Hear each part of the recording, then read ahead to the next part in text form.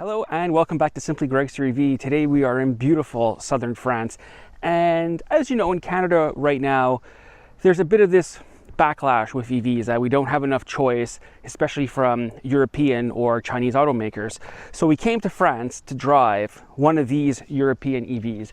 Behind me is a lovely 2026 Opel Frontera EV. Let's get into it. A couple of options on this car, and we'll see if these affordable European EVs are actually any good, and will they work in Canada?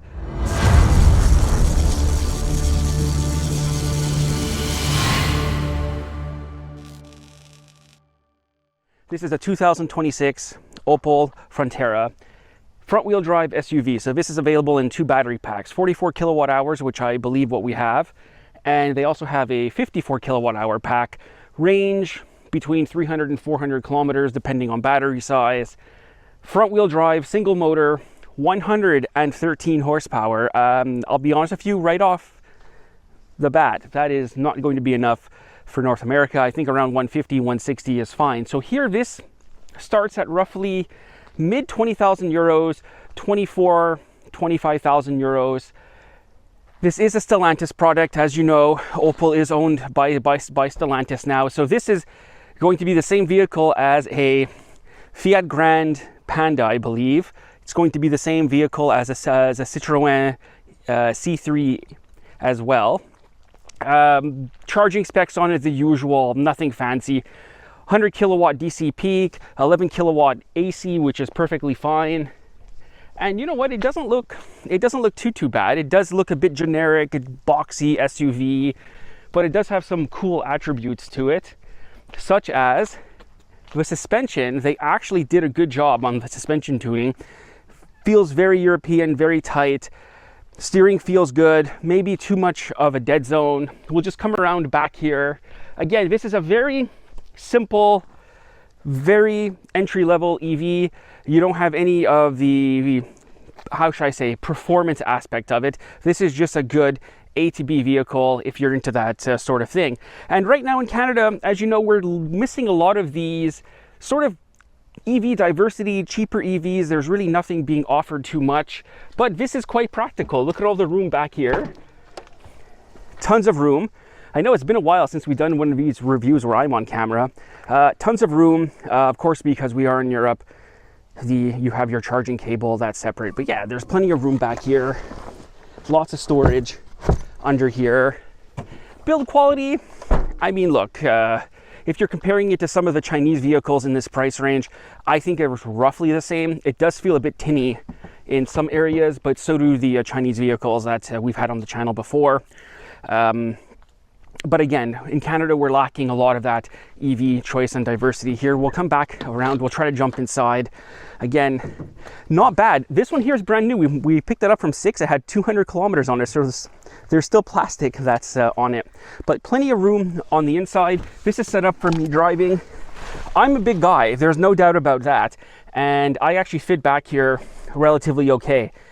Would I do a 4 or 5 hour road trip back here? Probably not, but it is comfortable. There is headroom. You have some storage here. You could put your phone or your tablet.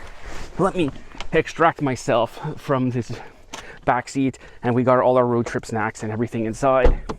Charge port here. I don't know how I feel about these charge port connectors. These aren't great, but CCS 2 because we are Europe, and type 2. Here, we'll fight with these because I've been fighting with them the whole trip. I'm surprised I didn't rip them off. There we go.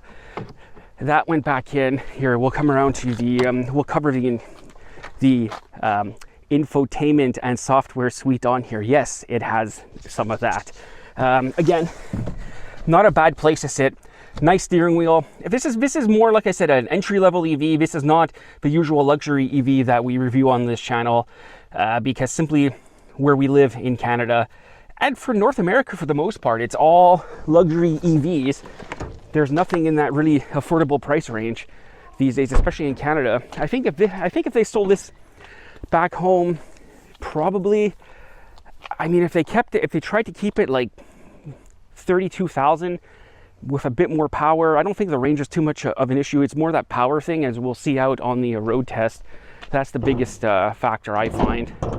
And of course, You have your, I believe this is a GKN drive unit, 113 horsepower. This thing does make our Fiat 500e feel like a Bugatti Veyron, actually, and you'll see that in the drive test. That's one thing I don't like. I don't think it has enough power. And some of you might be yelling at the camera right now saying, oh, but it's an EV, it has instant torque. Yes, it does. But as you see that wonderful tin, power, I know I might be contradicting myself here. And I've said we focus too much on power of EVs, but for a vehicle of this size, if you put people in it and your gear, I think you're going to have an issue accelerating on the highway, because we're two people and I find it a bit slow. I never thought I would say that on this channel. I find a vehicle slow. Let's go take it for a drive out of this parking lot. And here is the strangest feature I have ever seen on an EV, and we have done a lot of EV reviews. It has an actual key blade, not a fob. It has a fob and a key blade that you have to start the car, literally turning an ignition switch in this day and age. So we'll just jump in here, and I'm not kidding. I'm not kidding. There's no power button here whatsoever, nothing like that. You put it in here and you actually have to turn it to start. So we'll just jump out of the parking lot here. We'll take it for a drive. We're going to not try to make this video too long. We're going to do it very simply Gregster EV style. And the volume will definitely be blasting on here. I got a funny feeling. I'll just grab the camera here. Your software suite. Your software suite on here, I mean, there's not much in terms of software. It's very basic. Steering wheel is very nice. Interior quality, I mean, it's plasticky in here, but it is relatively well put together. I think some of the Chinese cars, yeah, Laura's not liking this. She says it has too much reflection and hits you in the face. I think some of the Chinese cars are roughly the same on interior quality. Again, I wouldn't call this great, but do your shopping, do your homework before you buy it. But the steering wheel is nice. The steering feel is okay. It has a bit of a weird dead zone, but it does work quite well. Very simple HVAC. This is your drive select here. It's basically just forward and backward type thing, comfort setting. USB-C, your phone oven here. The worst cup holders in the world, because they use this elastic band, so every time you go around the corner your drink falls over like that and ends up underneath the pedals. That's really stupid. Storage down there, blah blah blah, all the usual stuff. So we'll get out of this parking lot and we shall head out on the road. We'll see what it's like. Canadian market, very difficult right now in the EV segment. We just don't have any interesting EVs on the market. Nothing in that affordability, in that like low $30,000, high $20,000 range. Where I think if they brought this over, I think if Stellantis actually brought it over, hopefully they would price it in that low $30,000 range. I mean, I don't think this is worth $50,000. If it came to Canada, the value is just not there. They might have to do some modifications. One, I wouldn't sell the 44 kilowatt hour battery pack in Canada. That's not going to work, simply because in the wintertime, well, if you get 100 kilometers of range or 120 kilometers of range, I think you'll be lucky. So it's going to have to have a 54 kilowatt hour pack, maybe a bit more power up the drive motor, but this is available in a plug-in hybrid here as well. So, I mean, they could offer that. There's a lot of European offerings, and not to knock Stellantis. I know it's very easy to knock Stellantis at times, but they have probably one of the most unique and interesting product portfolios around in general. I mean, they have Opel, they have Citroën, they have Peugeot, they have DS, they have Fiat. As you know, we love our Fiat 500. I don't think Laura loves it all that much, as she giggles there. But this is not, I mean, it's not a bad vehicle. It rides nice, it drives nice, and I think this is what has been lost a lot with cars, is that we're focusing on too much of the tech side. We're focusing on too much of what lap times it's doing, but there's a whole segment of buyers out there, people who just want a car that go from point A to point B. And it's easy to say, well, go out and get a Tesla. Well, yeah, you could go out and get a Tesla, but not everyone wants a Tesla. People want diversity with cars. As we're just driving down this lovely road now, and we'll head out on the open road shortly, and we'll see the performance figures and give you our final thoughts. but yeah, it's not that bad.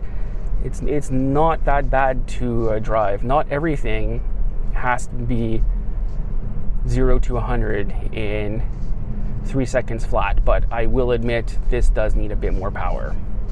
We'll see you out on the open roads. You join us now out on the open road, passing through these little French villages here. I'll give it to them. This might have a couple weird quirks that aren't, how should I say? I'll restart that. So you join us here now out on the open road. We're driving through these little beautiful French villages, and it rides nice. The Frontera rides quite nice. It's not choppy. It's not harsh in any way. As I said, I think they got the steering and suspension tuning good on it. I wouldn't say it's great, but for one of these SUVs, it is quite good. The brake pedal feels good here. As you see, we're just stopping with this Tesla. But here is the problem. My foot is to the floor right now, and it's not really going anywhere. If they sold this in Canada, if they would want to bring this to Canada, it needs a serious bump in power, because I think 113 bhp is just not enough. It's also not particularly efficient. I think we've been averaging like 18 kilowatt hours per 100 kilometers. But mind you, yesterday probably was a bit unfair because the headwind was absolutely brutal. If you watch the charging site videos, it was pretty bad. But once you get up to speed, it's fine. I mean, passing power is not great. I think that could be worked on. But the whole point of this video was to show you that other EVs exist. Other EVs that aren't sold in Canada actually aren't that bad. I don't think this is particularly too bad to drive. They would just have to get the price point right. And there's been so much talk about this. I read all the comments. I follow comments on all my social media pages, and it's always the same thing. I would buy an EV if it was priced at $30,000 or for $35,000, and I don't want a Tesla, and I have to have good range, and so on and so forth. We've covered that so many times before, we don't need to get into it. But I've always said the biggest problem in Canada with EV adoption has been the price, as we just mentioned, but also the complete lack of any sort of diversity. There's no diversity whatsoever. It's just Tesla and then a couple sprinklings of other stuff, and yeah, that's it. I mean, you've watched our European videos before. You know, when we come here, we always get something interesting, and I point out all the interesting cars for sale. I mean, we were driving yesterday, and all you saw was Renault 5s. In Germany, all you saw was a Volkswagen ID3s. So what's the freaking holdup? Why can't we get these European cars? People would actually buy them if they were priced right. Yeah, that's going to be it. I don't think we need to go into it all that much. Would I buy one of these? I don't think I would buy one of these. It's not really my style. And like I said, it has a couple stupid quirks, like this ignition key. I don't know. This was 100% a cost-saving measure. And perhaps some of the build quality is not the greatest. I'd maybe go look at some of the Chinese offerings if they were ever to make it to Canada. But it's not a bad vehicle. It does the job. It gets you from point A to point B. And that's it from here in beautiful southern France. We'll see you in the next video. Bye for now.